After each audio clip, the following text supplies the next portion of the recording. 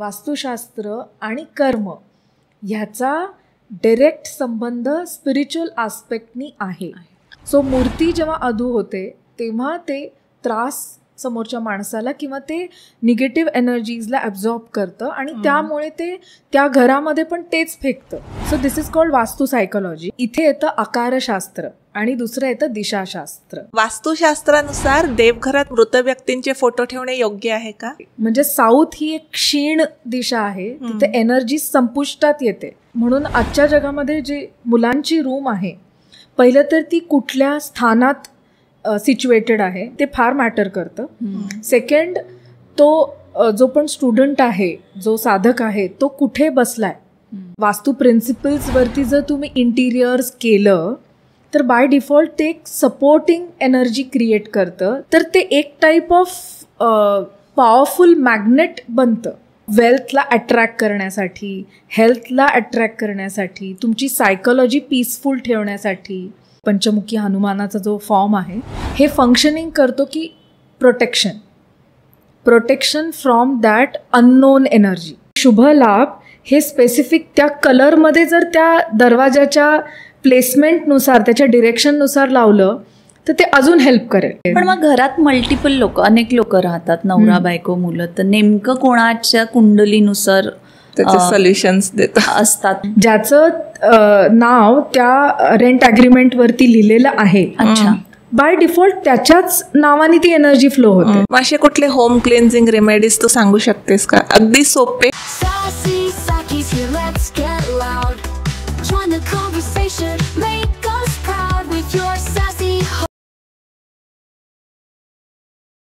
नमस्कार, सासी सखीमध्ये आपलं पुन्हा एकदा स्वागत आहे. आपल्याकडे अशा बऱ्याच प्राचीन विद्या आहेत ज्याला सुडो सायन्स असं म्हटलं जातं आणि त्यातीलच एक म्हणजे वास्तुशास्त्र.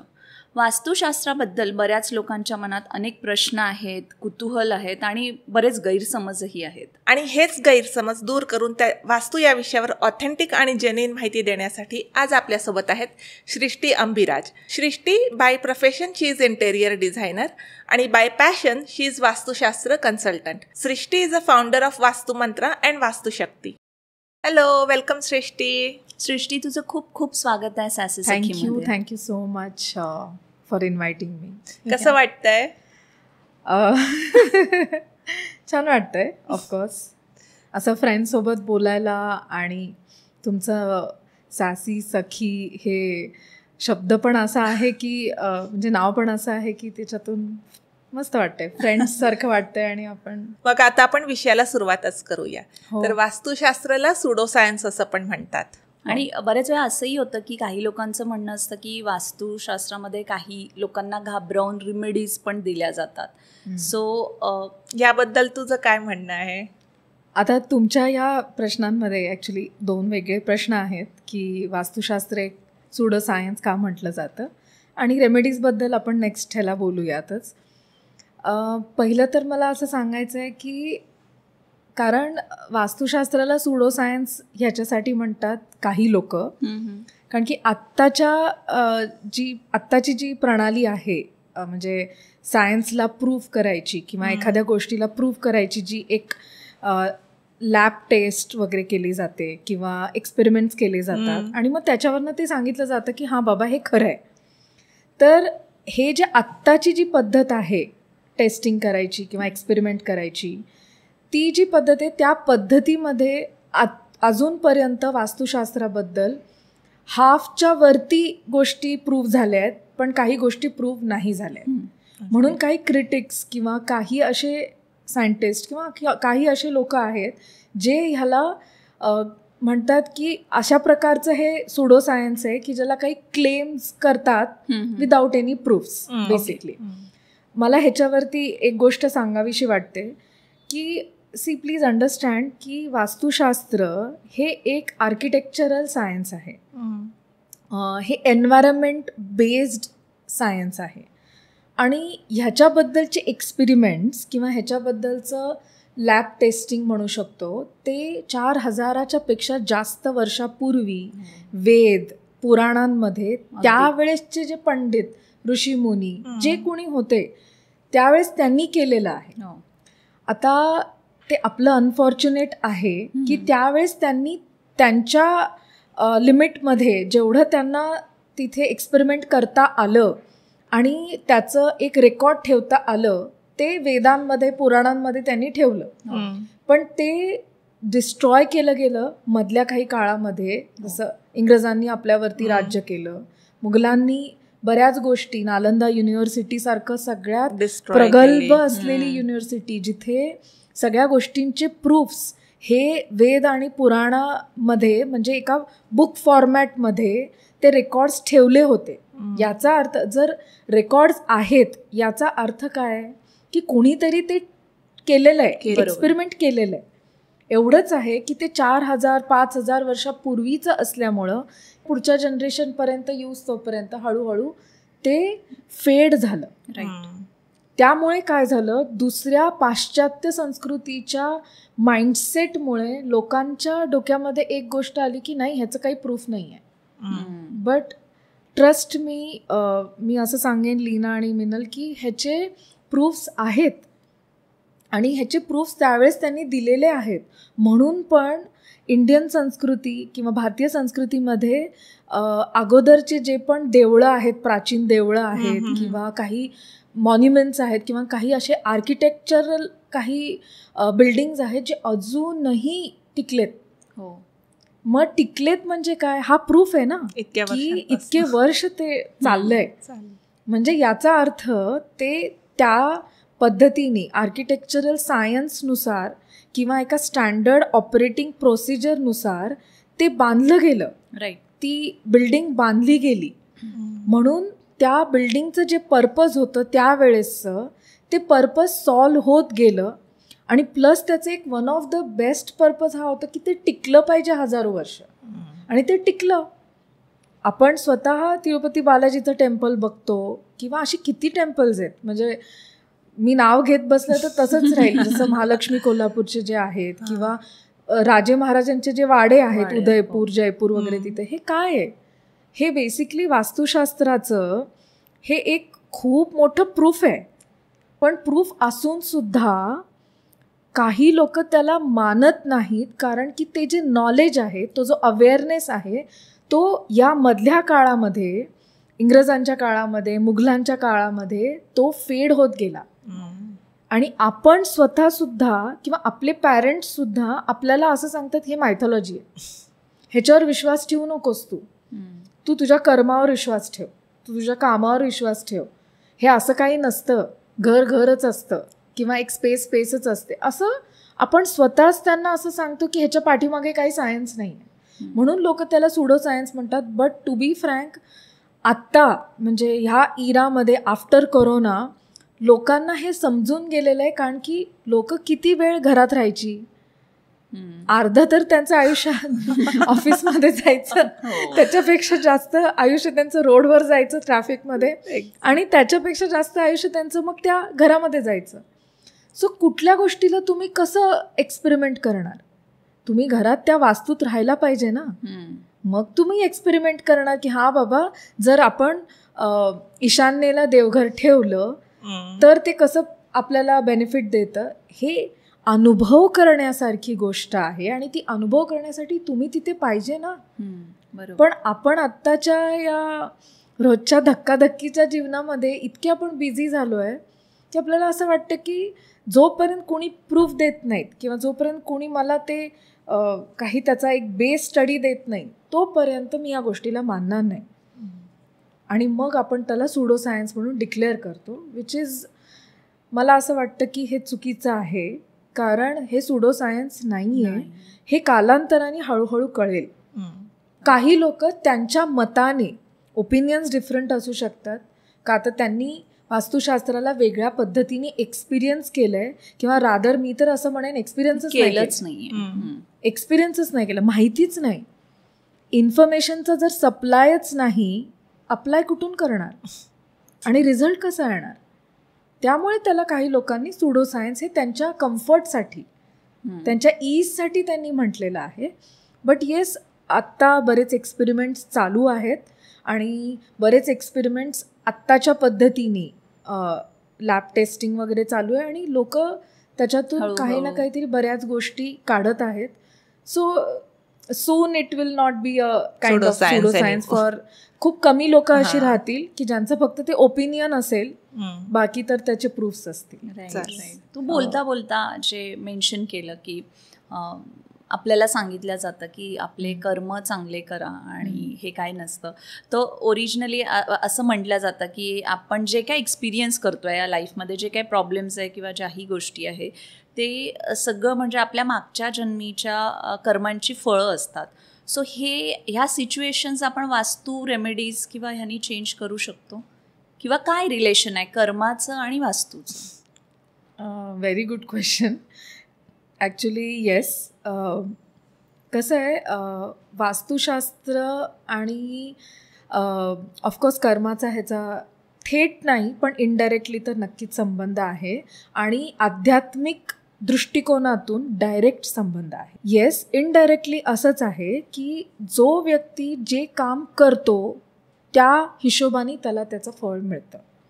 सो आध्यात्मिक दृष्टिकोनातून जेव्हा आपण जन्म पण घेतो या भूलोकावरती, म्हणजे या रेल्मवरती, या टाईपच्या असं म्हणू शकतो इरामध्ये आपण जन्म घेतो, याचा अर्थ असा आहे या रेल्ममध्ये की आपण काहीतरी ॲक्शन घेतलेली होती ज्याचं रिॲक्शन आपल्याला इथे भोगण्यासाठी आपल्याला या लोकामध्ये किंवा या ठिकाणी आपल्याला पाठवलेलं आहे.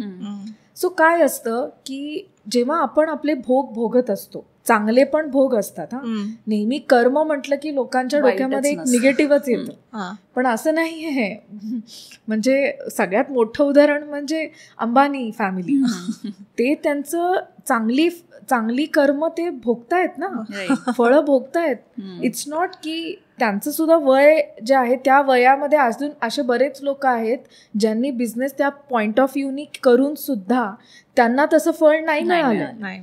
मग याला आपण काय म्हणतोय, कधीतरी कुठेतरी केव्हा तरी आपण केलेली काहीतरी ॲक्शन ही आत्ता इथे काही मल्टिपल्समध्ये आपल्याला रिॲक्शन देते. एक्झाम्पल, मी समजा मिनलला एखादी वाक्य ओढून बोलले, मी एकच वाक्य बोलली आहे बरं का, पण समजा रिॲक्शन येताना अशी 10-15 वाक्यातून येते. म्हणजे फेस चेंज होतो, म्हणजे कितीतरी वेगवेगळ्या अँगलनी ती रिॲक्शन येते. एकदम साधं उदाहरण मी देऊन समजावून सांगितलं आता. हे same every action has its own reaction in its own pace. Right. So म्हणून जे आपण कधीतरी जनरेशनल कर्माजमधून केलेलं आहे, पास्ट लाईफ केलेलं आहे, किंवा कधी या जन्मात केलेलं आहे, किंवा आत्ता जे लहानपणापासून जन्मापासून आत्तापर्यंत ज्या ॲक्शन्स घेतलेल्या आहेत, आता सगळ्याच ॲक्शन्स तुम्ही शिकून घेणार आहे का? जन्म झाल्या तुम्हाला तेवढा इंटेलिजन्स आहे का? किंवा आपल्याला तो इंटेलिजन्स आहे का? नाही आहे. मग काही गोष्टी आपण अननोईंगली करणार, काही गोष्टी आपण नोईंगली करणार, किंवा काही गोष्टींसाठी आपल्याकडे काहीतरी कारण असणार पाठीमागे, म्हणून आपण ती ॲक्शन घेतो बेसिकली. आता काय होतं, जेव्हा आपण ही कर्माची फळं भोगण्यासाठी इकडे येतो, चांगली वाईट वगैरे, त्यावेळेस बऱ्याचशा मल्टिपल फॅक्टर्स आपल्यावरती आपल्या जर्नीमध्ये, आपल्या या भोगाच्या जर्नीमध्ये, एक्सपिरियन्स घेण्याच्या जर्नीमध्ये आपल्या मध्ये येतात. त्यातली वन ऑफ द गोष्ट आहे ती म्हणजे आपली वास्तू. बरं, त्याच्या पाठीमागे मला हे सांगायचं की वास्तू हा शब्द कुठून डिराईव्ह झाला, तर सगळ्यात बेस्ट आणि पहिली प्राचीन लँग्वेज आहे ती म्हणजे संस्कृत. सो कुठल्याही स्पेसला जर मला सांगायचं आहे तुम्हाला, तर मी वास्तू असं म्हणते. जिथे वास तू करत आहेस ती वास्तू. मग ती ऑफिसची स्पेस असू शकते, किंवा कुठली इन्स्टिट्यूशनल स्पेस असू शकते, किंवा आपण आता जी पॉडकास्ट करतोय ती पॉडकास्टची स्पेस असू शकते. सो दिस इज ऑल्सो वास्तू. अगेन लोकांच्या डोक्यामध्ये ती मिथ आहे की घर म्हणजे वास्तू. नाही, ऑफिस पण स्पेस म्हणजे वास्तू. जिथे तुम्ही वास करता, जिथे तुम्ही काहीतरी पर्पज करण्यासाठी तिथे काही काळापुरतं तिथे थांबता, दॅट इज अ वास्तू बेसिकली. सो म्हणून एक गोष्ट कालांतराने एक्सपिरियन्स करत करत बऱ्याच लोकांच्या लक्षात यायला लागलं की आपण जे काम करतोय त्याचं जसं आपल्याला फळ पाहिजे ते फळ मला मिळत नाही आहे. मग ह्याच्या पाठीमागे काय कारण आहेत?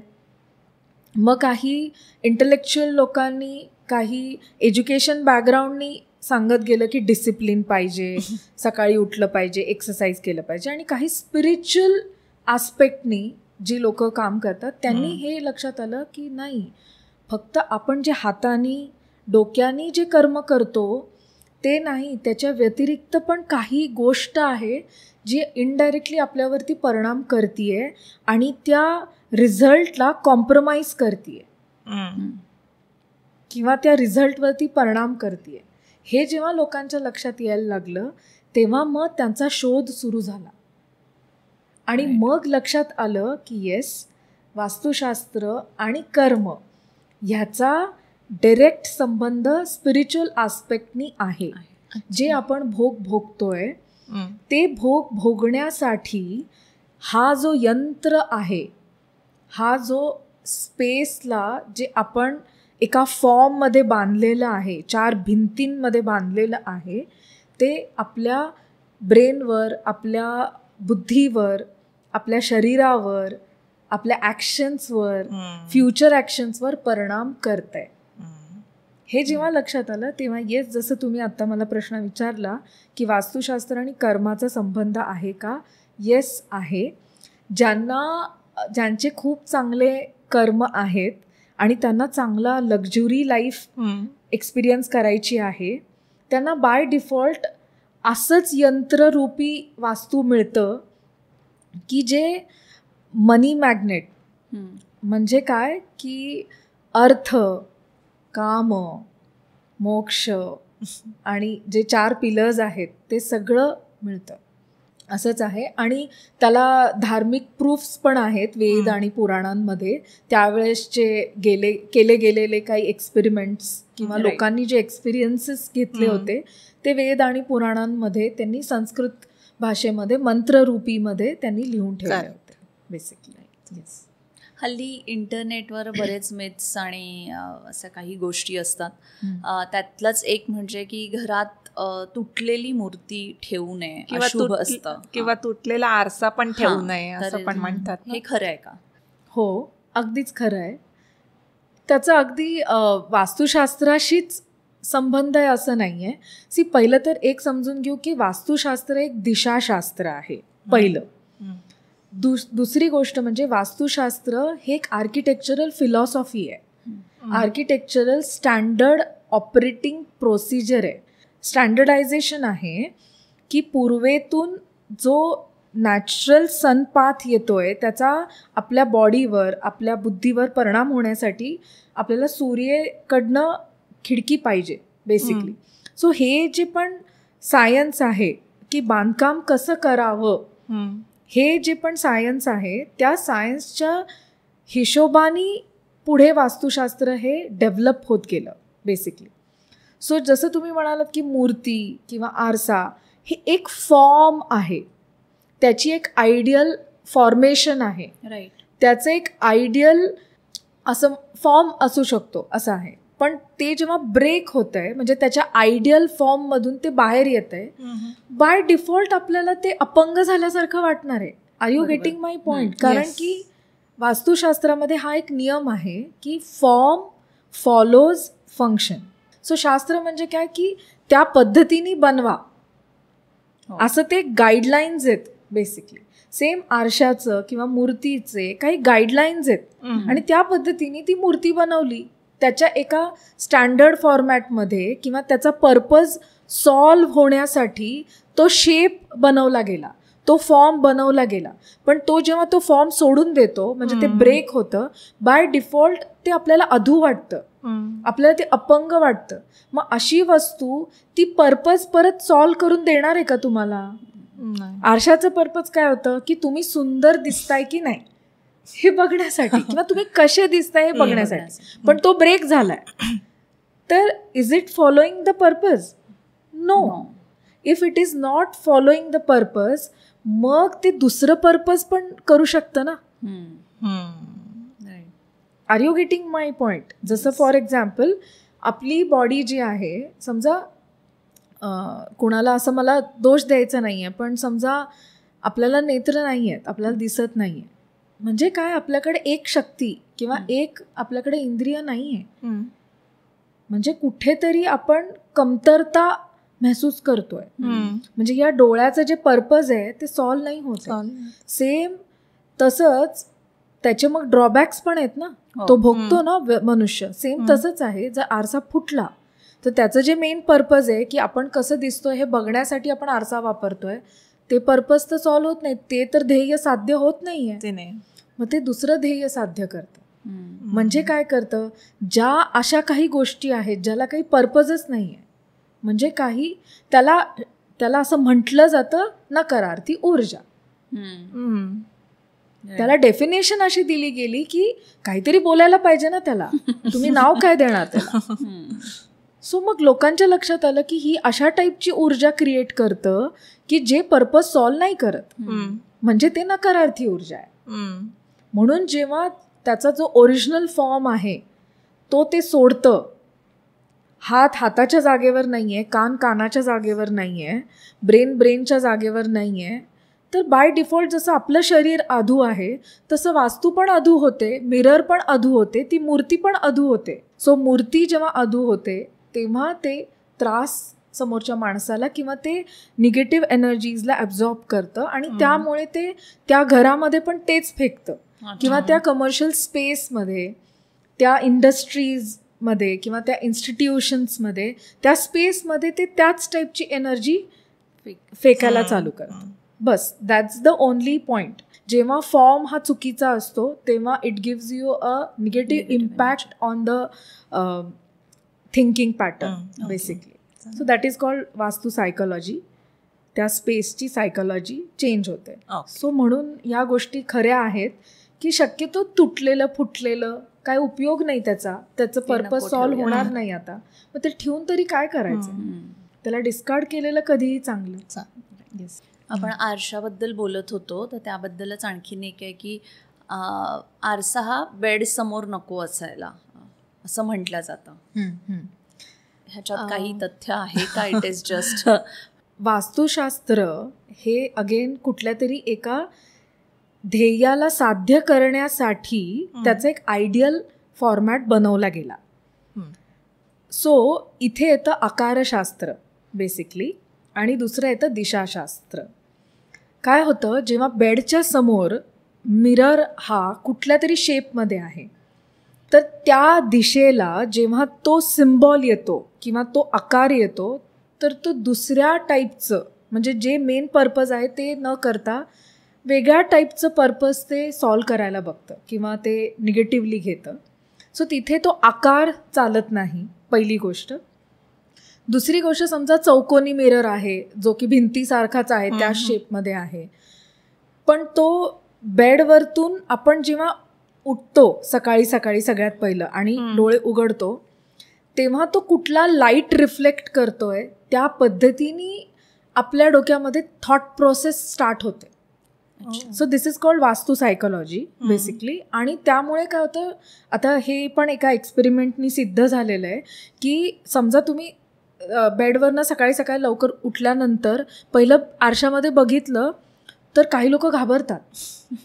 म्हणजे काय होतं की आरसा बघितल्यानंतर किंवा आपल्याला असं अस्ताव्यस्त बघितल्यानंतर किंवा आपल्या आयडियल फॉर्ममध्ये न बघितल्यानंतर आपण घाबरतो.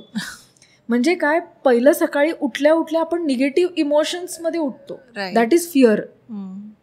मग दिवस सुरुवातच प्लॅटफॉर्मच फिअरनी सुरू होते. किंवा काही लोक जे आपल्या सुंदरतेला खूप अटॅच्ड आहेत ती लोक स्वतःला आरशात बघून अरे यार माझं स्किन कशी दिसतीये. So this is the main purpose की म्हणून खरं तर बेडच्या समोर खरं असू नये, हे वास्तू सायकोलॉजी पॉईंट ऑफ व्ह्यूनी सांगितलं.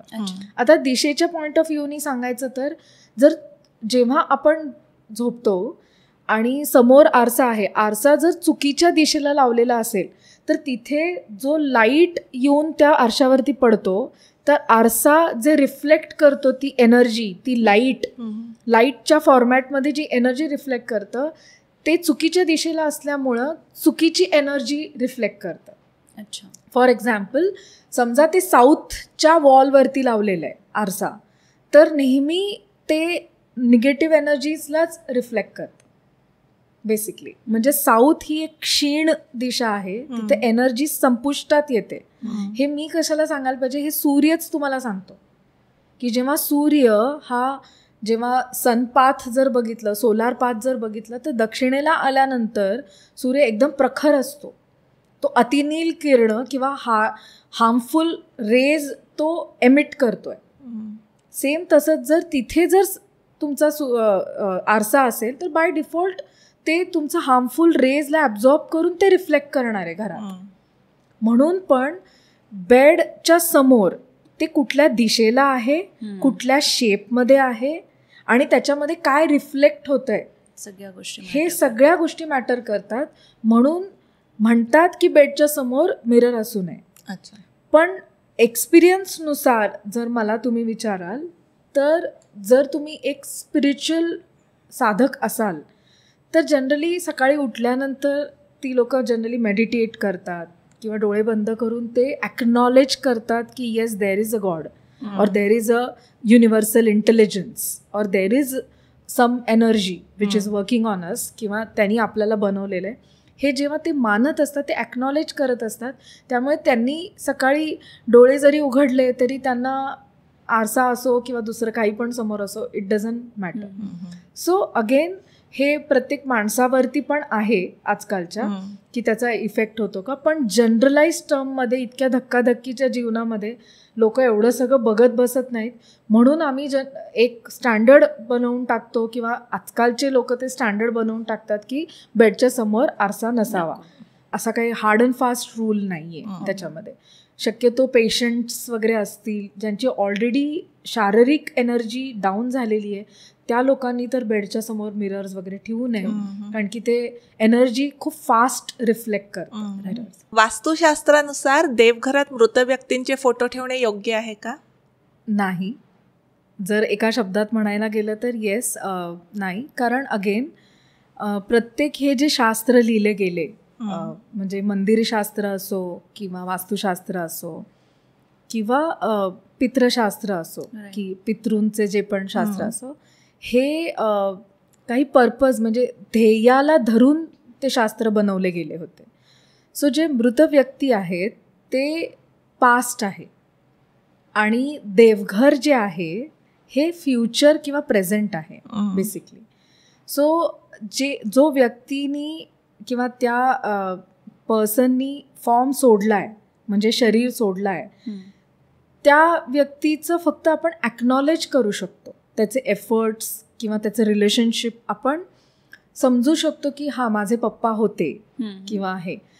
पण आणि त्यांचे ब्लेसिंग्स आपण मागू शकतो. पण गॉड किंवा देवघरामध्ये असलेल्या मूर्त्या ह्याचं पर्पजच वेगळं आहे. म्हणून देवघरामध्ये आपण होप्ससाठी जातो बेसिकली. म्हणजे काहीतरी मागायला जातो आपण, देवाला आपण काहीतरी विचारायला जातो किंवा त्याच्याशी काइंड ऑफ हा एक युनिव्हर्सल इंटेलिजन्स आहे आणि तो इनडायरेक्टली आपल्या प्रत्येक गोष्टीवर एफेक्ट करतो हे आपल्याला माहिती असतं आणि त्याला आपण तो गाईड करत असतो आणि त्याला एक फॉर्म आपण दिलेला असतो. जसं गणपतीचा एक फॉर्म आहे, महालक्ष्मीचा एक फॉर्म आहे आणि त्या फॉर्मनुसार त्याचं फंक्शनिंग आहे, म्हणून ते देवघरात आपण ठेवलेलं असतं. पण मृत व्यक्तींचं काय असतं, फॉर्म नसतो. They are formless. So they can give you only blessings and we can acknowledge their past efforts आणि पास्टमध्ये जे त्यांनी आपल्यासाठी केलेलं आहे ते. पण मग घरात ठेवावा का फोटो? देवघरात नाही किंवा ठेवू शकतो तर मग कुठल्या डायरेक्शननी? येस, तुम्ही मृत व्यक्तींचे फोटोज ठेवू शकता जर तुम्ही अटॅच्ड असाल त्या व्यक्तीबरोबर आणि तुम्हाला असं वाटत असेल की नाही आपण त्यांना नेहमी आपल्या आठवणीत ठेवलं पाहिजे, तर येस तुम्ही ठेवलं पाहिजे. ह्याच्यात वास्तुशास्त्राचा काहीही संबंध नाही आहे. इथे इमोशनशास्त्र म्हणू शकतो. पण येस, असं म्हटलं जातं वास्तुशास्त्रामध्ये, वन ऑफ द प्रिन्सिपल हे आहे की जिथून सोर्समधून हे जन्माला आलेलं आहे त्या सोर्सचं ॲक्नॉलेज करणं. म्हणून जे पण मृत व्यक्ती आहेत ते आपले सोर्स आहेत.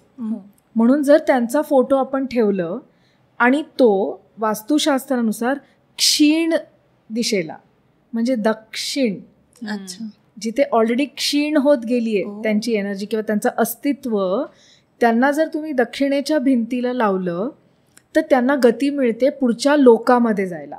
हे भूलोक आहे, त्याच्या वरच्या लोकामध्ये त्यांना जाण्यासाठी स्पीड भेटतो. अच्छा, हा स्पिरिच्युअल बेस्ड आहे.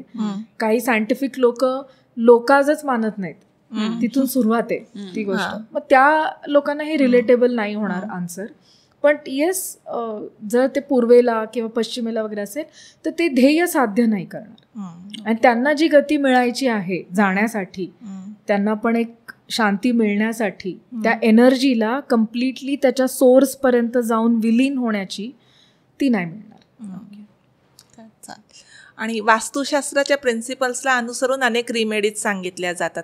One of the common concern is मुलांचा अभ्यास किंवा त्यांचा अभ्यासात जरा फोकस कमी होतोय. म्हणजे सध्या ते मोबाईलमुळे अगदीच बंद झालेले असतात.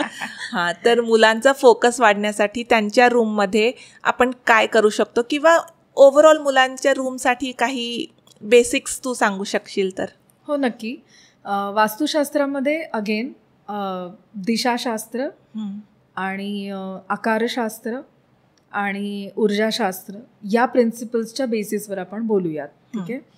दिशाशास्त्र ह्याच्यासाठी की पूर्वेतून जो सनलाईट येतो त्याचा फक्त उजेडच येत नाही, तिथून ऊर्जाशास्त्राप्रमाणे तिथून एक क्रिएटिव्हिटीची ऊर्जा पण येते किंवा इंटेलिजन्स चांगला वाढण्यासाठीची जी ऊर्जा लागते, जी एनर्जी लागते ती पण येते.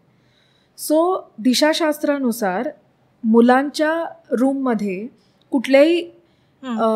कुठल्याही स्थानामध्ये ती रूम असू देत, पण जर ते पूर्वेकडे तोंड करून जर बसले किंवा उत्तरेकडे तोंड करून बसले तर बाय डिफॉल्ट त्यांना जी समोरून येणारी एनर्जी आहे ती पॉझिटिव्ह एनर्जी आहे, जी काहीतरी तुमच्या आयुष्यात चांगल्या मार्गावरती तुम्हाला नेते. तुमची जी बुद्धी आहे ती त्या दिशेला जाते बेसिकली. म्हणून येस, मुलांसाठी जर त्यांनी पूर्वेकडे तोंड करून बसलं, मुलींनी specifically, because in Vastushastra north is related to female in the house. So जर नॉर्थला फेस करून, उत्तरेला फेस करून जर मुलींनी बसून अभ्यास केला तर अजून चांगलं. हे दिशाशास्त्र आणि ऊर्जाशास्त्रानुसार सांगितलं. आता आकारशास्त्रानुसार बऱ्याचदा काय होतं, बरेच पॅरेंट्स त्यांच्या रूमचं इंटिरियर करायचं आहे म्हणून खूप सारे कलर्स पण ॲड करतात, खूप सारे शेप्स ॲड करतात, खूप सारे पॅटर्न्स ॲड करतात. प्लीज अंडरस्टँड, ह्याच्यात वास्तू सायकोलॉजी हा प्रिन्सिपल परत येतो की त्या स्पेसची जी सायकोलॉजी आहे ती खूप खूप डिवाइड झाली आहे. हो, वेगवेगळ्या शेप्स आणि कलर्समुळे. राईट. त्यामुळे काय होतं, बघून बघून बघून ब्रेनवरती त्या प्रकारचे न्यूरोबायोलॉजिकल चेंजेस होतात मुलांच्यामध्ये. मग जर ते पॅटर्न्स खूप त्रिकोणी आहेत, शार्प एजेस वगैरे आहेत आकारशास्त्रानुसार, तर ते बाय डिफॉल्ट ते तसंच पर्पजनी ऊर्जा क्रिएट करतं. जसं चाकू आहे, सारखंच जर मी तुम्हाला असं चाकू दाखवून बोलायला लागले तर त्याचं जे शार्प एज आहे ते मी अजून तुम्हाला हार्म नाही केलंय, बट स्टील तुमच्या डोक्यामध्ये ते थॉट प्रोसेस चालू झाली की अरे हे लागलं तर हे कारण की ती ऊर्जा तसंच फेकतंय. सेम तसंच आहे की त्या वास्तुशास्त्रामध्ये, म्हणजे त्या किड्स वास्तूमध्ये, त्या स्पेसमध्ये, त्या रूममध्ये जर म्हणजे असे खूप पॅटर्न्स, असे डिस्टर्ब्ड पॅटर्न्स असतील, मी बघितलंय असं बरेच, काळं काळं करतात रूम काय काय लोक, वर असं ते वर असं खूप असं डार्क काहीतरी पेंटिंग करतात की असं ते असं छत असं खाली पडल्याचं इल्युजन क्रिएट होतं त्यांनी. म्हणून आजच्या जगामध्ये जे मुलांची रूम आहे, पहिलं तर ती कुठल्या स्थानात सिच्युएटेड आहे ते फार मॅटर करतं. सेकंड, तो जो पण स्टुडंट आहे, जो साधक आहे, तो कुठे बसलाय, कुठल्या स्थानात बसलाय. थर्ड, तो कुठे फेस करतोय. तो जर दक्षिणेकडे फेस करून बसलाय तर तुम्ही लक्षात घ्या तिथे क्षीण एनर्जी आहे, तिथे सूर्य संपुष्टात येतोय. हार्मफुल रेज फेकतोय तो, मग ते रेज तुमच्या बॉडीवर येणारच ना. भिंत आहे म्हणून काय झालं, भिंत नेचरमध्ये काही त्यांनी काही एनर्जी थांबत नाही, ती येतच राहते बेसिकली. एक टेम्पररी त्याला एक डिव्हिजन असू शकतं, पण जे सनरेज आहेत ते भिंतीच्या आरपार पण येतातच बऱ्यापैकी त्यापैकी.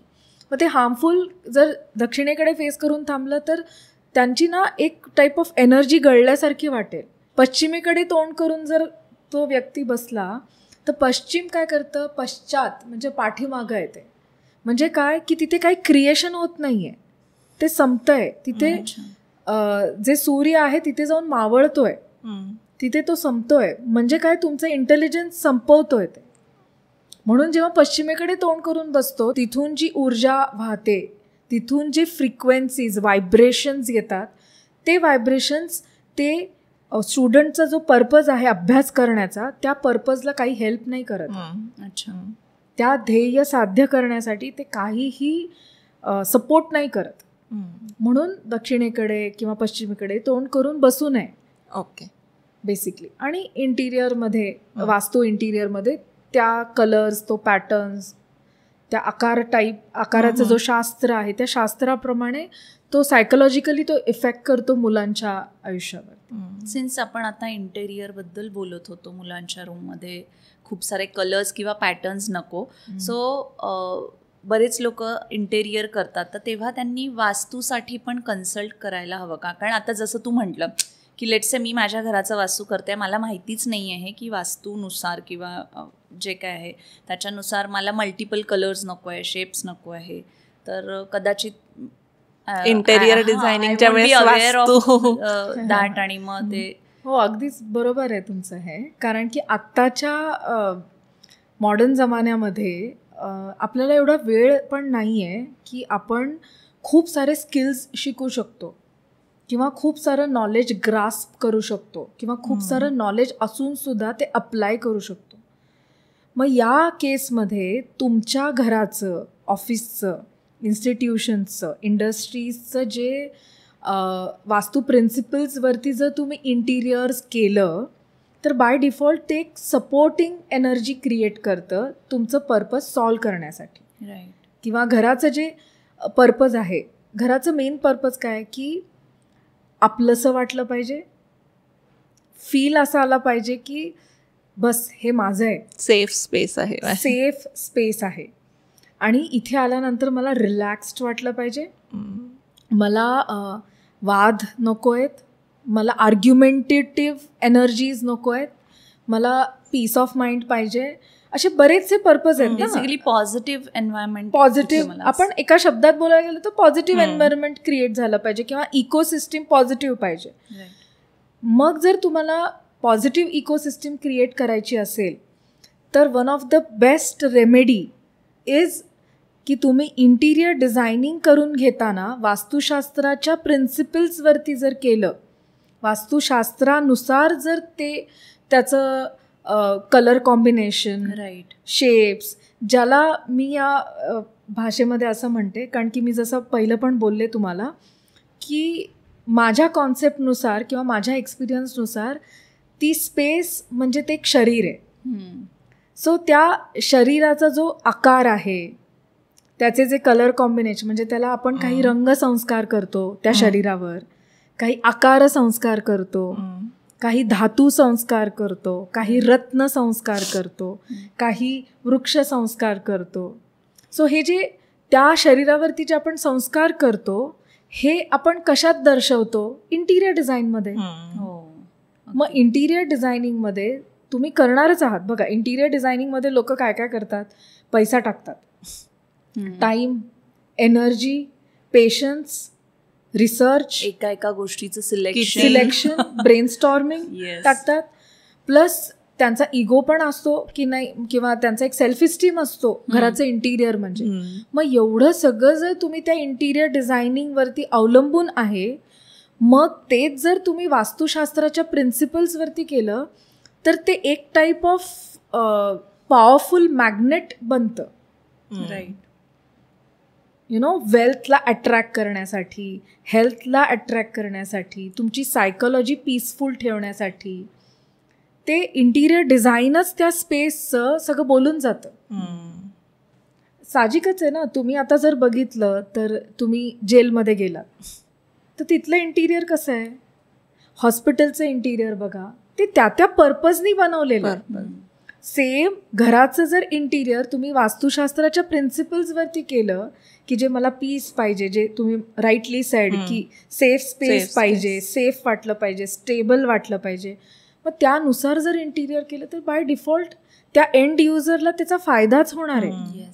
So one of the best thing, कोणीही ज्यांना वास्तुशास्त्रावरती भरोसा नाही आहे, त्याला अवेअरनेस नाही आहे तरी देखील, आणि ज्यांना वास्तुशास्त्राबद्दल बेसिक माहिती आहे, त्यांना विश्वास आहे, एवढा पैसा टाकतच आहात तुम्ही, एवढी एनर्जी ब्रेनस्टॉर्मिंग टाकतच आहात, तर का नाही तुम्ही वास्तुशास्त्राच्या प्रिन्सिपल्सवरती, ज्याला 5,000 वर्षापूर्वी 4,000 वर्षापूर्वी आपल्या ग्रंथांमध्ये त्याला महत्त्व दिलं गेलेलं आहे. राईट.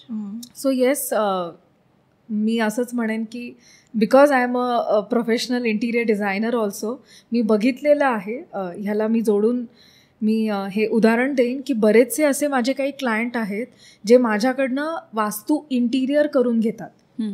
ते करत असताना त्यांचा स्वतःचा अनुभव आहे की after some time, after some years of their life, ते जेव्हा तिथं एक्सपिरियन्स करतायत तेव्हा त्यांना एक फ्लो जाणवतोय. अच्छा. इजनेस जाणवतोय. करेक्ट. म्हणजे पैशाचा प्रॉब्लेम जरी असला तरी तो प्रॉब्लेम खूप मोठा नाही वाटत. डोक्यामध्ये एक पीस आहे, स्ट्रगल नाहीये तिथे. म्हणजे तुमच्या दुष्कर्माच्या फळानुसार तुम्हाला पैशाचा प्रॉब्लेम येणार असेल, हेल्थचा प्रॉब्लेम येणार असेल, तर ते काय वास्तू रोखून नाही ठेवत, पण तो तुमचा ईज करतो, तुमचा स्ट्रगल कमी करतो, तुमची सायकोलॉजिकल माइंडसेट बदलतो. हे कदाचित सगळ्यात इम्पॉर्टंट आहे, कारण की लोकांना वाटतं हा माझ्या नशिबात आहे हे, किंवा स्ट्रगल आहे, किंवा फायनान्शियल इश्यूज आहेत, तर मग ते वास्तूमुळे काही चेंज होणार आहेत का? पण म्हणजे येणारे एनर्जी टू हँडल इट. येणारे प्रॉब्लेम येतील, but it will make you strong. Right. कारण की तुम्ही त्या घरामध्ये राहता ना, खाता पिता, तिथे रिलेशनशिप्स मेंटेन करता, बोलता, चर्चा करता, मेन डिसिजन्स घेता, घरात नाही ऑफिसमध्ये पण हेच करता.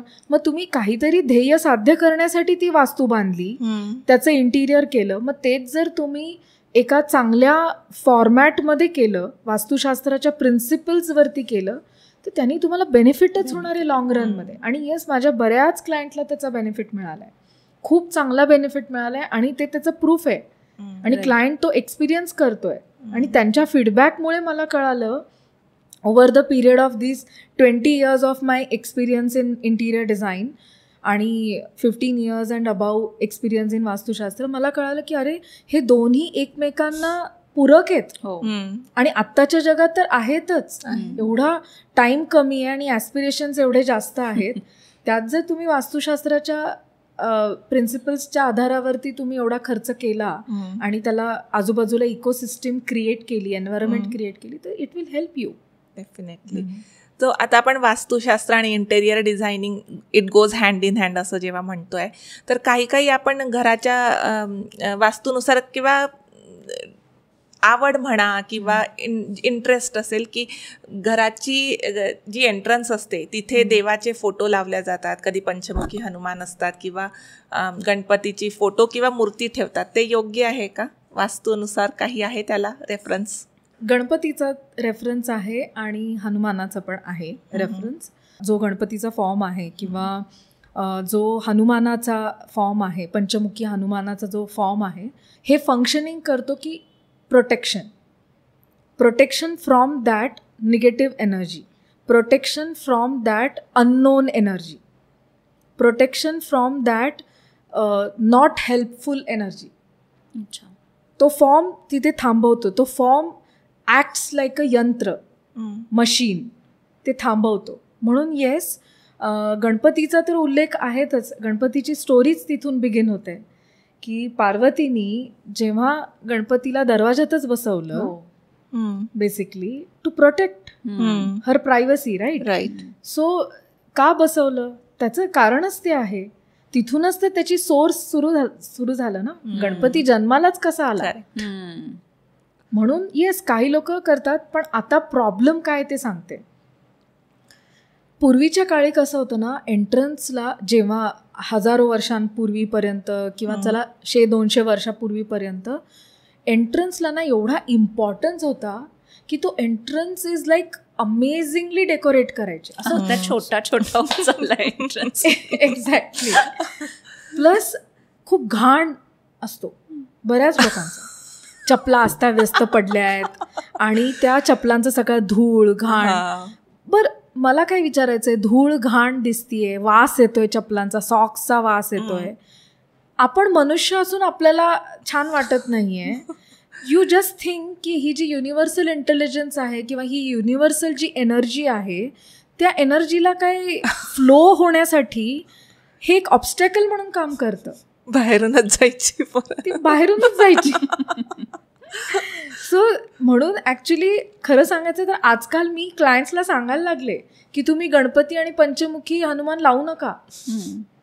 कारण की ॲक्च्युली त्या फॉर्मचं जे फंक्शनिंग आहे की त्या निगेटिव्ह एनर्जीला स्टॉप करणं आणि पॉझिटिव्ह एनर्जीला इन करणं, ते होतच नाही आहे. ते पर्पजच सॉल्व्ह होत नाही आहे.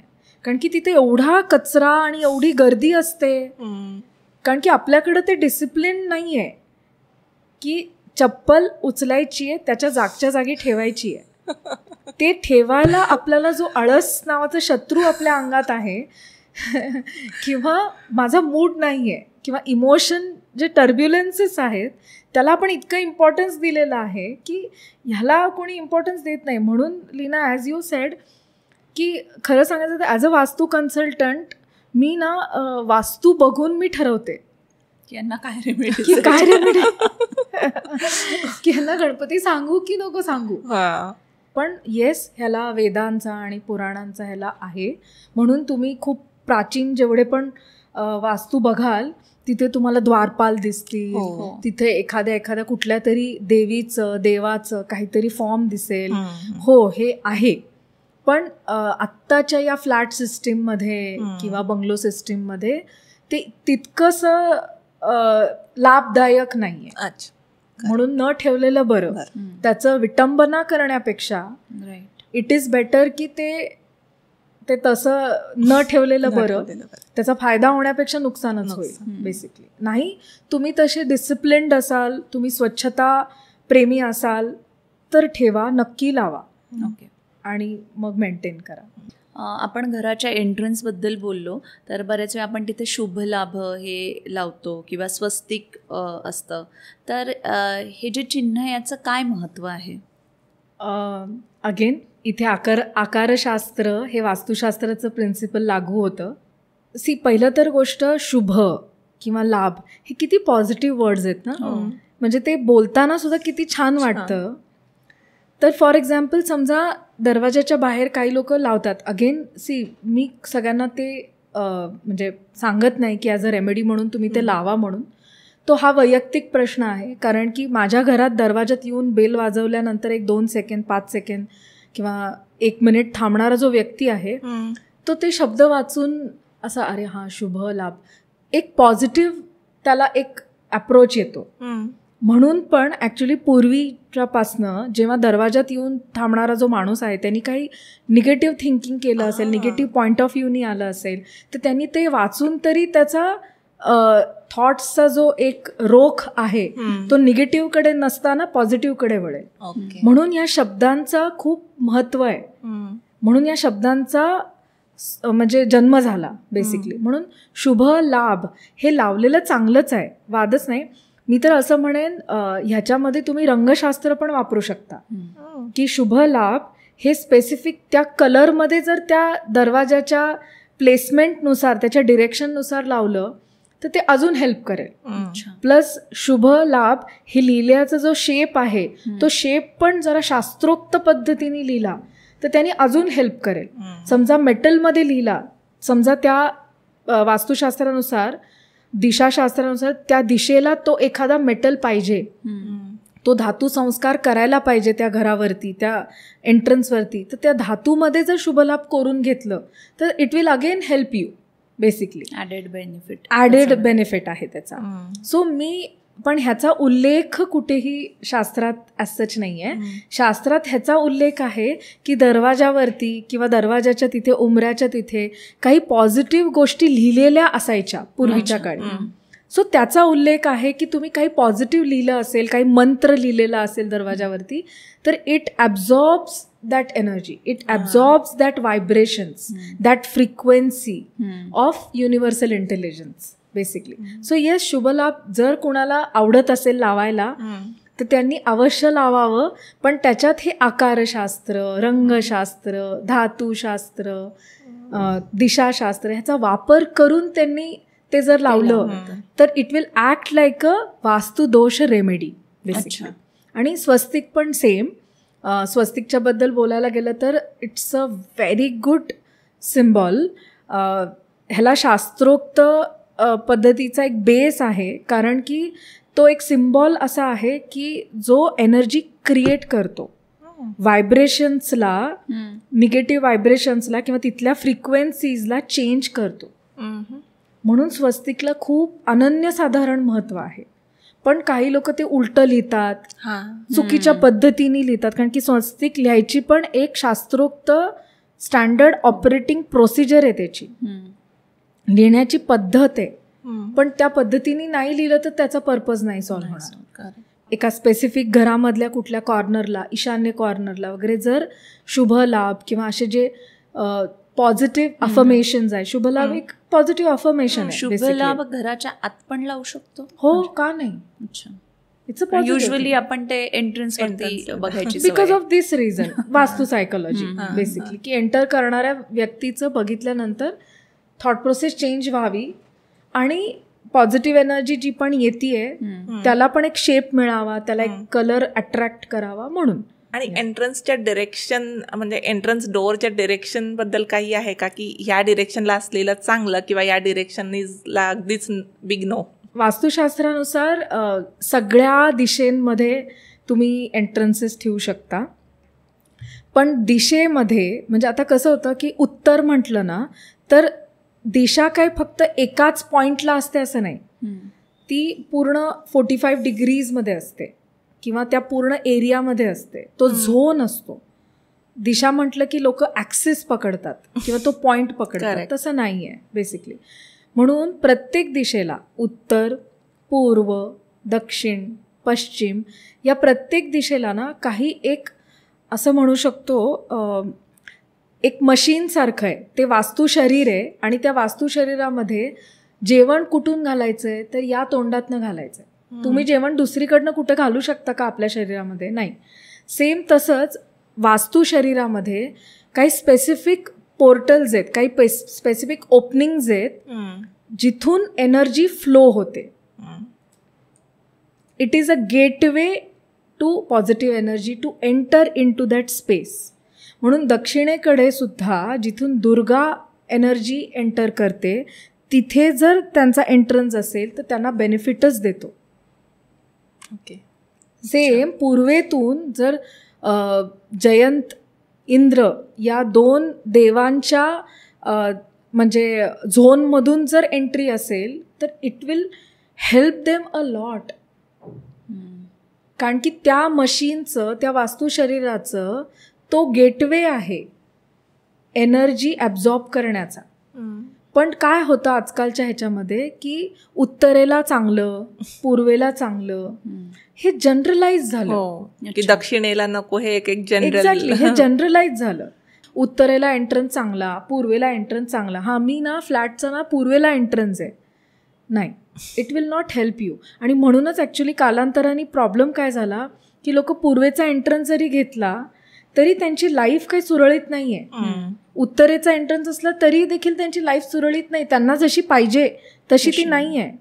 मग त्यांनी ब्लेम कोणावर तर टाकला पाहिजे, मग तो वास्तुशास्त्रावर ब्लेम आला की काय नाही, हे सगळं थोतांड आहे. पण ते तसं नाही आहे. वास्तुशास्त्र कधीच म्हणत नाही की तुम्ही उत्तरेला पूर्ण कुठलं पण असू देत उत्तरेचा एंट्रन्स बघा, कुठलं पण बघा पण पूर्वेचा एंट्रन्स बघा, असं कधी कुठल्या वास्तुशास्त्रामध्ये लिहिलेलं नाहीये.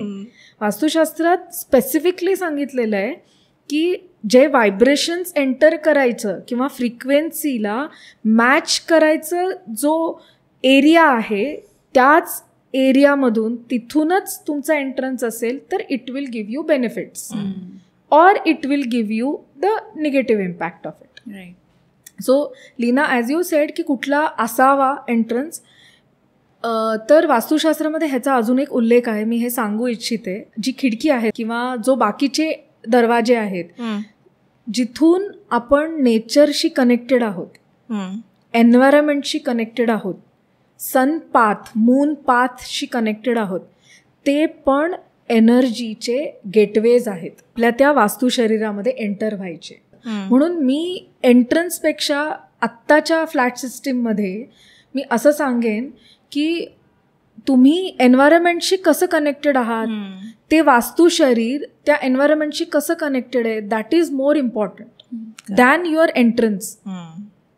फक्त एंट्रन्सलाच महत्त्व नाही आहे, एंट्रन्सला काही पर्सेंटेजमध्ये झालं आहे. आणि आता over the period of time एंट्रन्सचं जे तिथून जी पॉझिटिव्ह एनर्जी खेचण्याचं जे गेटवे आहे ते आता कमी झालं. आता खिडकी पण महत्त्वाची आहे. आता एंट्रन्सपेक्षा खिडक्या मोठ्या असतात. करेक्ट. आणि तशा असायला पाहिजेत जर त्या करेक्ट जागेवर असतील. म्हणजे जर पूर्वेला असतील तर चांगलं. Creative energy of sun is coming to your Vastu शरीरा. सो येस, स्पेसिफिकली जर त्या घरामध्ये असेल लीना तर चांगलं. जनरलाइजमध्ये मी नाही सांगत असं आहे, कारण की जनरलाइजमध्ये बाकीच्या सगळ्याच एंट्रन्सेस खराब आहेत असं नाही आहे. काही खूप इम्पॅक्ट करतात निगेटिव्हली, काही कालांतराने इफेक्ट करतात, काही न्यूट्रल असतात की पॉझिटिव्ह पण देत नाही निगेटिव्ह पण देत नाही, आणि काही एंट्रन्सेस खूप खूप लाईफ चेंज करू शकतात. तर फ्लॅट सिस्टीममध्ये सगळ्यांचे एंट्रन्सेस एकाच डिरेक्शननी असतात, सगळ्यांच्या बाथरूमच्या डिरेक्शन्स एकाच यानी असतात, पण सगळ्यांना सेम प्रॉब्लेम्स नसतात. तर फ्लॅट सिस्टीमसाठी जी वास्तूचे जे काय नियम आहे किंवा जे काय रेमेडीज असतात त्या वेगळ्या असतात का दॅन बंगलोज? हो, कारण फ्लॅट हा एक वेगळ्या फॉर्ममधलं वास्तुशरीर आहे आणि बंगला हा वेगळा वास्तुशरीर आहे. Remedies more or less same असतात. मेडिसिन सेमच असतं प्रत्येक शरीरासाठी, ते कुठल्याही फॉर्ममध्ये असलं तरी देखील. पण फ्लॅट सिस्टीममध्ये काय होतं, आजकाल तरी, पूर्वी तरी असं होत होतं की 2 साईड्स तरी ओपन असायच्या किंवा 3 साईड्स तरी ओपन असायच्या. पण आता असं झालेलं आहे की एकच साईड ओपन असते. असं होतं. म्हणजे नेचरशी आपला कनेक्शन कमीत कमी व्हायला लागला आहे. ऑलरेडी आपण निसर्गात जाणं कमी झालं आहे, त्यात निसर्ग राहत नाही आहे, शिल्लक राहत नाही आहे बिल्डिंग्समुळे. म्हणजे जिथून आपलं सोर्स आहे, ज्या पंचमहाभूतांनी आपलं शरीर बनलं आहे, आपले विचार बनलेत, आपलं ब्रेन बनलं आहे, ते पंचमहाभूतांबरोबर आपलं कनेक्शनच नाही आहे. त्यामुळे तिथे येस, फ्लॅट सिस्टीममधले जे वास्तू प्रिन्सिपल्स आहेत ते चेंज होतात आणि बंगलोजमध्ये वास्तू प्रिन्सिपल्स चेंज होतात. खूप ड्रास्टिकली नाही. अच्छा. बेस तोच राहतो की आग्नेयला किचन पाहिजे, नैऋत्येला बेडरूम पाहिजे वगैरे वगैरे.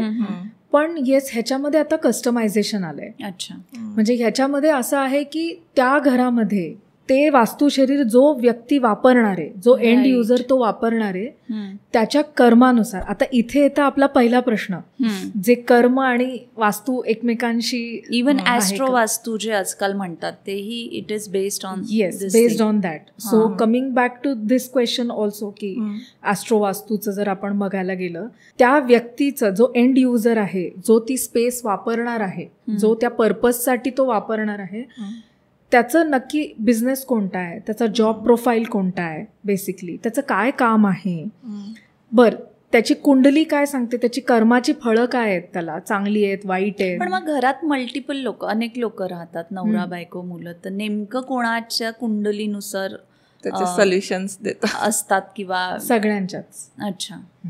बरेच लोक, मेन जो कर्ता पुरुष आहे, जो वेल्थ घेऊन येतो, पैसा घेऊन येतो किंवा जो सगळं डिसिजन्स घेतो, त्याच्यानुसार पण बघतात मेनली, का तर त्याच्या नावावर घर असतं बेसिकली. अच्छा. म्हणजे ज्याच्या नावावर घर असतं, कारण की व्हायब्रेशन्स तिथेच फ्लो होतात. ओके.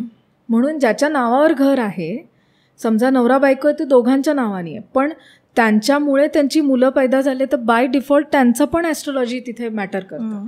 सो ॲस्ट्रोवास्तू करत असताना बाय डिफॉल्ट ते जे वास्तू शरीर आहे, ते जे लोक वापरणार आहेत, ते घर, ती स्पेस जे लोक वापरणार आहेत, त्यांच्या सगळ्यांचे सोर्सेस आपल्याला जाणून घ्यायला लागतात. म्हणजे ॲस्ट्रोलॉजी डिटेल्स, की कधी जन्म झाला, कुठे जन्म झाला, किती वाजता झाला, त्या टायमिंगला ॲस्ट्रोलॉजिकली किंवा ॲस्ट्रॉनॉमिकली प्लॅनेटरी पोझिशन्स काय होते, त्यानुसार व्हायब्रेशन्स, इलेक्ट्रोमॅग्नेटिक फील्ड चेंज होतं.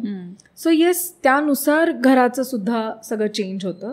सो आणि रेंटनी राहत असेल तरी मेन ओनर जो आहे त्यांच्या याच्यानुसार त्या घराची एनर्जी असेल का, जे रेंटनी राहत आहेत दोघांना मॅक्सिमम हे जे ते वास्तू शरीर वापरतंय, म्हणजे ज्यांनी ते रेंटनी घेतलंय, ज्याचं नाव त्या रेंट ॲग्रीमेंट वरती लिहिलेलं आहे, बाय डिफॉल्ट त्याच्याच नावाने ती एनर्जी फ्लो होते. ओके. आता फॉर एक्झाम्पल, जो ओनर आहे, ऑफकोर्स त्याला सुद्धा त्याचे पॉझिटिव्ह आणि निगेटिव्ह इम्पॅक्ट जातात, पण कमी प्रमाणात, कारण ते डायरेक्ट संबंध नाही आहे. बरोबर. पण जो रेंटनी राहतोय त्याचा डायरेक्ट संबंध आहे त्या वास्तू शरीराशी. डे इन डे आउट ते तिकडेच. सी मिनल, स्पेस ही स्पेस आहे, ती तुझी आहे, माझी आहे, ह्याची आहे, त्याची आहे, हे सेकंडरी आहे. फर्स्ट इज की त्या स्पेसला कोण वापरतंय, त्या स्पेसमध्ये कोण राहतंय, दॅट मॅटर्स. सो रेंटच्या लोकांना पण वास्तुशास्त्राचं खरं तर बघायलाच पाहिजे, कारण की शेवटी घर आहे ना, कितीतरी वर्ष तुम्ही त्या घराला किंवा त्या स्पेसला तुम्ही वापरून काहीतरी पर्पज साध्य करणार आहात. ऑफिस असेल तर तुम्ही तिथे काम करून पैसा घेऊन जाणार आहात. मग जर ते ऑफिस तुम्हाला पैसा देत नसेल, हव्या त्या अपॉर्च्युनिटीज ॲब्झॉर्ब करत नसेल, तर बाय डिफॉल्ट ते त्रास देणार आहे. घरात निगेटिव्ह एनर्जी आहेत की नाही याचे कुठले साईन्स असू शकतात का? हाऊ टू आयडेंटिफाय की कुठल्या घरात निगेटिव्ह एनर्जीज आहेत? सो येस, असे काही सिम्पटम्स असतात घरामध्ये की जे आपल्याला माहिती पण नसतात की काय येत आहेत, कुठून येत आहेत, असे प्रॉब्लेम्स कसे येत आहेत. जसं पैसा येतो पण आपण पैशाला बघतच नाही, तो यूज तोपर्यंत म्हणजे संपतो. किंवा पैसा स्टेबल, थोडा तरी स्टेबल राहत नाही. सी, पैसा कधीही स्टेबल राहत नसतो, कारण की पैशाची जी एनर्जी आहे त्याचं कॅरेक्टरिस्टिक असं आहे, it is flowing, it comes, stage for some time and it goes basically. पण लोक त्याला धरून बसतात. लोक म्हणतात की मॅम पैसा तर येतो पण थांबतच नाही. त्याला जेवढा वेळ थांबायचंय, जेवढी तुमची गरज आहे तेवढं ते थांबतं, आणि त्याच्यानंतर त्याचं दुसरीकडे काम असतं, ते दुसरीकडे जातं. It's as simple as that. पण कसं होतं की बऱ्याचदा निगेटिव्ह एनर्जीजनी किंवा त्या घरामध्ये, त्या स्पेसमध्ये एवढं ओव्हरपॉवर केलेलं असतं की नुसते प्रॉब्लेम्सच आहेत. म्हणजे 24 तासामध्ये काही पॉझिटिव्ह घटनाच घडत नाही आहेत. सगळे इव्हेंट्स हे going towards some negative events.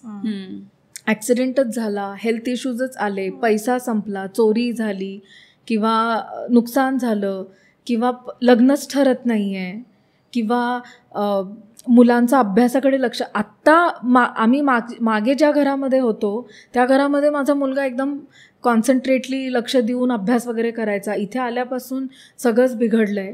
Of course फक्त वास्तू नाही असू शकत, तिथली फ्रेंड्स पण असू शकतात, पण वी आर टॉकिंग अबाउट वास्तुशास्त्र म्हणून मी त्याच पॉईंट ऑफ व्ह्यूनी तुमच्याशी हे बोलतेय. सो असे मल्टिपल सिम्पटम्स नजर यायला लागतात की ते वास्तू शरीर तुम्हाला कम्युनिकेट करायला लागतं, तुम्हाला सांगायला लागतं त्याच्या भाषेमध्ये. त्याची भाषा हीच आहे लीना, की काहीतरी निगेटिव्ह इव्हेंट्स घडायला लागतात जे तुम्हाला अनएक्सपेक्टेड आहेत, जे तुम्हाला बरोबर वाटत नाही आहेत. अशा वेळेस समजून जायचं की त्या स्पेसमध्ये कुठल्या ना कुठल्या प्रकारचं निगेटिव्ह एनर्जीज येत आहेत, पण त्या प्रॉब्लेमला सॉल्व्ह करण्यासाठी काही सोल्युशन सापडत नाही आहेत. असे कुठले होम क्लेन्झिंग रेमेडीज तू सांगू शकतेस का, अगदी सोपे, जे कोणी पण अगदी इझिली करू शकतात? हो, नक्कीच सांगेन. स्पेस क्लिनिंग म्हणेन याला, कारण की हे फक्त घरातच यूज होतं असं नाहीये, ऑफिस. कारण की again Vastushastra is a space science, म्हणजे त्या जागेचं ते आहे शास्त्र. सो असे काही रेमेडीज मी सांगेन जे मी स्वतः घरी वापरते आणि मी माझ्या क्लायंटला सांगितल्यानंतर बऱ्याच त्यांना अनुभव आलेला आहे. पहिलं सगळ्यात महत्त्वाचं, ह्याचं उदाहरण आपल्या समोर आहे की पाश्चात्य देशांमध्ये खूप स्वच्छता आहे. मग तिथे जायला आपल्याला आवडतं. मान्य आहे तिथं फील येत नाही काही लोकांना, ती एनर्जी जाणवत नाही, पण तिथे व्हायब्रेशन्स असे आहेत की एक सक्सेसचे व्हायब्रेशन जाणवतात. का जाणवतात? आपल्याला स्वच्छता आवडते. ॲक्च्युली ती आपल्याला नाही आवडत, आपल्या आतल्या आत्म्याला आवडते. आपल्याला ती आवडत असते, पण जनरली आत्ता आपण इतक्या धक्काबुक्कीच्या जीवनामध्ये ना आपल्याकडनं ते इग्नोर होतं. परत आळस नावाचा शत्रू आपल्यामध्ये जन्म घेतो किंवा तो जास्त वेळ राहतो. म्हणून त्याच्यामध्ये one of the best remedy सगळ्यात महत्त्वाचं म्हणजे टाईम टू टाईम इंटरवल्समध्ये प्लीज स्वच्छता करणं फार गरजेचं आहे. तुम्ही स्वच्छतेसाठी खास कोणाला हाऊस हेल्प घ्या, तुम्ही कोणाला तरी ते काम द्या आणि ते करून घ्या, पण स्वच्छता इज द बेस्ट रेमेडी. जिथे स्वच्छता आहे ना तिथे पैसा फ्लो खूप इझिली होतो. मी असं म्हणत नाही पैसा टिकतो, समजून घ्या, पण फ्लो खूप इझिली होतो. कारण की पैसा टिकण्यासाठी वेगळं वास्तुशास्त्र म्हणजे वेगळा दिशा त्याला कारणीभूत आहे. त्याच्याबद्दल कधीतरी नंतर बोलू. पण एनर्जी फ्लो होण्यासाठी, ती पैशाची एनर्जी, ती पॉझिटिव्ह एनर्जी फ्लो होण्यासाठी ऑब्स्टॅकल्स नको. जळमटं लागली आहेत. उदाहरणार्थ मी बऱ्याचदा वास्तू कन्सल्टेशन्सला जाते तेव्हा कमोड भयंकर घाण असतात, स्मेली असतात सगळ्यात महत्त्वाचं, आणि नेहमी ओपन असतात सदान कदा. तुम्ही हे समजून घ्या, आपल्या शरीरामधलं जे घाण आहे, मल आहे, ते निगेटिव्ह आहे, जे आता कामाचं राहिलं नाही आपल्या शरीरामध्ये, अशीच गोष्ट आपण टाकतोय ना तिथे. मग तिथे कसे व्हायब्रेशन्स असतील? सेकंड रेमेडी स्वच्छतेच्या सोबतच की खूप पसारा, म्हणजे जे गरजेच्या गोष्टी नाही आहेत तिथे पसारा आहे. मग आपण आपल्या मुलांनाच म्हणतो की अरे मोबाईल कशाला बघतोय, ते गरजेचं नाही आहे. अरे टी व्ही कशाला बघतोय, ते गरजेचं नाही आहे. आपण घरामध्ये सुद्धा अशा कितीतरी वस्तू ठेवतो जे गरजेचंच नाही आहे. 4-4, 5-5 वर्ष एखादी गोष्ट आपण वापरत पण नाही किंवा ती तुटली आहे. जसं आपण मगाशी बोललो, आरसा तुटलाय पण ठेवलाय का? मूर्ती तुटली आहे पण ठेवली आहे, विसर्जित करा. आहे रादर आपल्या सिटीमध्ये, पुण्यामध्ये असे मूर्ती वगैरे विसर्जित करणारे संस्था आहेत ज्या प्रॉपर शास्त्रोक्त पद्धतीने त्याला विसर्जित करतात. करा ना, विसर्जन करा. ते आपल्या शरीरामधून, वास्तू शरीरामधून त्या गोष्टी काढून टाका. Decluttering is the best remedy negative एनर्जीजला तुम्ही कमीत कमी करण्यासाठी. सी लीना आणि मिनल, निगेटिव्ह एनर्जीजला आपण संपवू नाही शकत, कारण की एनर्जीचा लॉ आहे, तो ऊर्जेचा लॉ आहे की तुम्ही त्याला डिस्ट्रॉय नाही करू शकत. त्याला फक्त एका पॉझिटिव्हमधून निगेटिव्हमध्ये कन्वर्ट करू शकता, निगेटिव्हमधून पॉझिटिव्हमध्ये कन्वर्ट करू शकता. So that is a science of Vastushastra. तुम्ही ते वास्तू शरीर मोकळं करा, त्या शरीराला डिटॉक्सिफाय करा, साफ करा. वन ऑफ द डिटॉक्सिफिकेशनचा मी सगळ्या क्लायंट्सला 5-6 गोष्टी सांगते. 1, तुमचं कमोड एकदम क्लीन ठेवा. तुमचं बाथरूम एकदम कोपऱ्यातून बघा. लोक वरवर साफ करतात पण ते स्मेल राहतो. Detoxification is the major remedy of Vastushastra. तुम्ही बघा, जिथे घाण आहे, जिथे घाण स्मेल आहे, तिथे पॉझिटिव्ह एनर्जी जास्त काळ टिकू शकत नाही. ती फ्लो होते पण ती टिकत नाही. त्याच्यानंतर डस्टबिन्स प्लीज क्लीन ठेवा, कारण की ती निगेटिव्ह एनर्जी घालवण्याचं ते भांड आहे बेसिकली. तर ते तुम्ही स्वच्छ ठेवलं तरच कुठेतरी पॉझिटिव्ह एनर्जी येईल ते, आणि जी कचरा आहे तो बाहेर जाईल बेसिकली. ऑफकोर्स किचन साफ असणं, कारण की again it's also hygienic basically. So detoxification, cleaning of the house हे करणं गरजेचं आहे. त्याच्यानंतर तुमचे फ्लोअर मॅट्स क्लीन असणं. त्याच्यानंतर सगळ्यात महत्त्वाचं म्हणजे तुमचे वॉल्स क्लिअर असणं. जळमटं किंवा असं खूप बोटं उठली आहेत, स्विचबोर्ड्सवरती खूप बोटं उठली आहेत, तसं नसावं. आणि ऊर्जाला, घरातल्या व्हायब्रेशन्सला जर आपल्याला चेंज करायचं असेल, निगेटिव्ह एनर्जीमधून पॉझिटिव्ह एनर्जीमध्ये कन्वर्ट करायचं असेल, तर खूप छान मी सगळ्या माझ्या क्लायंटला पण सांगते ते म्हणजे तुम्ही दर बुधवारी शनिवारी वगैरे अशा वारांमध्ये ज्यावेळेस युनिव्हर्सल एनर्जी जी असते ती लो असते, त्या काळामध्ये थोडंसं निलगिरीचं तेल वगैरे फरशी पुसण्याच्या बकेटमध्ये पाण्यामध्ये घालून जर तुम्ही निलगिरीच्या तेलाने जर तुम्ही घर पुसलं अतिउत्तम. सेकंड, हे सगळ्यांनाच माहिती आहे की खडा मीठ जे आहे ते टाकून तुम्ही पुसणं ते चांगलंच आहे. तुरटी टाकून पुसू शकता. प्लस त्यांनी काय होतं, पॉझिटिव्ह एनर्जीज ज्या आहेत त्या खूप चिरंतर टिकतात बेसिकली, असं आहे. तसंच बाथरूममध्ये सुद्धा आता हे ॲस्ट्रोवास्तूमध्ये पण पार्ट येतो की तो जो ओनर आहे किंवा त्या घरात जे वापरणारे जे लोक आहेत त्यांचं जे रास आहे त्यानुसार पण आम्ही बाथरूममध्ये असा गोष्टी सांगतो की जसं तुरटी आहे, खडा मीठ आहे, त्याच्यासोबत काही लवंग ठेवायला सांगतो. काही लोकांना आम्ही इलायची ठेवायला सांगतो, ग्रीन इलायची ठेवायला सांगतो त्याच्यामध्ये. काही लोकांना आम्ही हळकुंड ठेवायला सांगतो. अच्छा, येस, त्या ॲस्ट्रोवास्तूच्या संदर्भाने आम्ही ठेवायला सांगतो. पण जनरलाइज ह्याच्यानी तुम्ही तुरटी ठेवू शकता, तुम्ही खडा मीठ ठेवू शकता बाथरूम्समध्ये किंवा सिंकच्या वरती, किचनच्या सिंकच्या वरती वगैरे ठेवू शकता. ह्यानी तुमची एनर्जी क्लिन्झिंग होईल. अच्छा. आणि दुसरं एनर्जी क्लिन्झिंगसाठी घंटानाद, ओके, शंख, शंखनाद वगैरे करतात. अगेन शास्त्रोक्त पद्धतीने केलं तर त्याचा बेनिफिट होतो.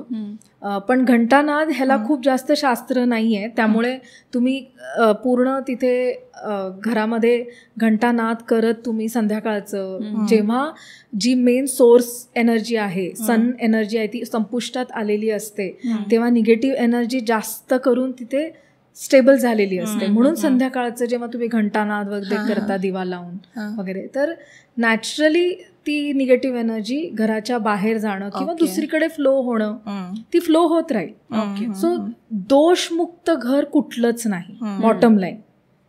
म्हणजे निगेटिव्ह एनर्जी मुक्त कुठलंच घर तुम्हाला भेटणार नाही. पण काही अशा छोट्या छोट्या रिमेडीज करून आपण त्याचा इम्पॅक्ट कमी करू शकतो. सो घंटानाद त्याच्यामध्ये करू शकता. आणि हे जे पण पुसायच्या पाण्यामध्ये वगैरे करायचं करू शकता. तिसरं, छोटंसं एक हवन कुंड घेऊन घराच्या आग्नेयमध्ये एक लघु हवन म्हणतो, किंवा काही लोक त्याला अग्निहोत्र म्हणायचे पूर्वीच्या काळी. तर तसं अग्निहोत्र प्रज्वलित करून त्याच्यामध्ये थोडं खोबरं, काळे तीळ, शेणखत, लवंग किंवा कधी कधी मोहरी वगैरे टाकून, त्याच्यानंतर थोडंसं तूप सोडून त्याच्यावरती, थोडंसं जमलं तर थोडं तुरटीचा चुरा टाकून त्याच्यावरती, आणि त्याला जर तुम्ही प्रज्वलित केलं कापूर आणि तेल तूप घालून वगैरे, आणि ते धगधगत राहिलं अग्नेयाच्या अग्निस्थानामध्ये, तर पूर्ण वास्तुशरीरामधली जी पण ते निगेटिव्ह एनर्जी आहे ते असं ॲब्झॉर्ब करतं आणि ते भस्म करतं बेसिकली. सो ते पण खूप एक छान रेमेडी, आणि मी बऱ्याच माझ्या क्लायंट्सला सांगते. आणि त्यांच्या ॲस्ट्रोलॉजिकल चार्टप्रमाणे काय काय जाळू शकतो त्याच्यामध्ये, काय काय आपण अग्नीला दान करू शकतो ते पण मी त्यांना सांगते. पण हे कस्टमाइज्ड वास्तुशास्त्र झालं. जनरलाइज वास्तूप्रमाणे तुम्ही अग्निहोत्र करू शकता, छोटंसं हवनकुंड, छोटंसं ते जाळू शकता. हे 3 छान रेमेडीज आहेत. ते सोडून असे बरेचसे आहेत, पण बोलत राहिलं तर त्याला काही sky is the limit. Thank you so much Srishti, आज तू इथे आलीस आणि वास्तुशास्त्राबद्दल एक नवीन पर्स्पेक्टिव्ह दिला. छान छोटे छोटे सोपे सोपे होम रिमेडीज सुद्धा सांगितले. Thank you so much. Thank you so much Meenal आणि लीना, तुम्ही मला इथे बोलवलंत आणि मला माझे जे विचार किंवा आत्तापर्यंतचा जो काही माझ्या आयुष्यामधला जो काही या जर्नीमधला जो एक्सपिरियन्स आहे तो शेअर करण्यासाठी एक प्लॅटफॉर्म दिला, त्याबद्दल खरंच मनापासून धन्यवाद तुमच्या दोघींचं. आणि मी अशीच प्रार्थना करेन तुमच्या या पॉडकास्टच्या वास्तूमध्ये की सॅसी सखी हे खूप चांगलं अजून लोकांपर्यंत पोहोचावं, अजून लोक इथं येऊन त्यांचे विचार मांडावेत आणि त्यांनी सगळ्या तुमच्या ऑडियन्सला अजून हेल्प होत जावे. Thank you so much. धन्यवाद. थँक्यू. शुभम भवतु. आजच्या संवादातून आपल्याला हे जाणवलं की वास्तुशास्त्र ही अंधश्रद्धा नाही, तर आपल्या दैनंदिन जीवनाशी निगडीत शास्त्रीय आणि तर्कशुद्ध मार्गदर्शन आहे. घर रेंटल असो और स्वतःचा बंगला, वास्तुशास्त्र हे आपल्या जीवनशैलीशी जुळवून घेता येतं, पण त्याचं मार्गदर्शन योग्य आणि ऑथेंटिक व्यक्तीकडनं झालं पाहिजे. पुढील भागात पुन्हा भेटूया आणि हो, सासी सखीला सबस्क्राईब करायला विसरू नका. Until next time, keep shining.